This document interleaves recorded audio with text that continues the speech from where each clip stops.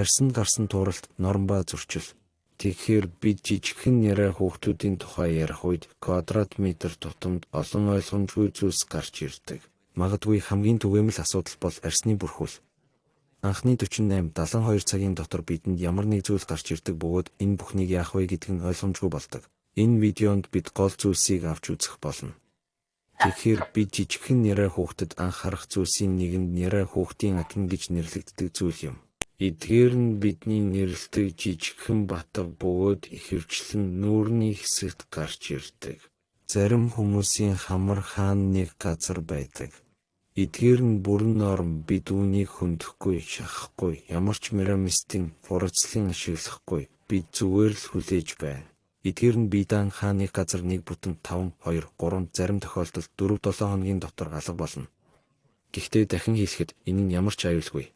Яриа хүүхдүүдийн тулгардаг асуудал бол хордлогын ритмика. Энэ нь амьдралын 2 дахь, 3 дахь өдөрт илэрдэг бөгөөд ямар нэгэн эмчилгээ хийх шаардлагагүй байдаг. Бид зөвхөн хяналт тавьж өрөөнд температурын болон чийгшлийн горимыг баримталдаг. 18-22 градусын температур 40 жаахан 60% чийгшилтэй байх нь чухал бөгөөд ингэснээр арьсны халдварын эрсдлийг бууруулдаг. Хүүхдүүдийн тулгардаг сүүлчийн зүйл бол шин төрсөн хүүхдүүдийн шарлалт юм. Ихэнхдээ энэ нь физиологийн бөгөөд энэ нь ч мөн адил өнгөрдөг. Бид хүүхдийг ихээр хооллож, эмчийн заавраар подтерапи хэрэглэдэг. Гэхдээ муу зүйл юу вэ?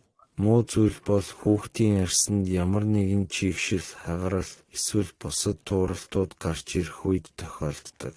Эдгээр нь удаан хугацаанд арилдаггүй. Энэ нь 7, 2, 3, 4, 7 хоногийн хугацаанд тохиолддог. Мөн энэ нь хүүхдэд хоолой өвдөх, хамар битүүрэх, ханиалгах, эсвэл чихэнд өвдөх зэрэг нэмэлт шинж тэмдгүүдтэй хамт явагддаг. Хэрвээ ямар нэгэн төрлийн хурц амьсгалын вирусын өвчтөй хоссон бол энэ нь бидэнд яаралтай эмчийг гэртээ дуудуулах хэрэгтэй гэсэн дохой юм.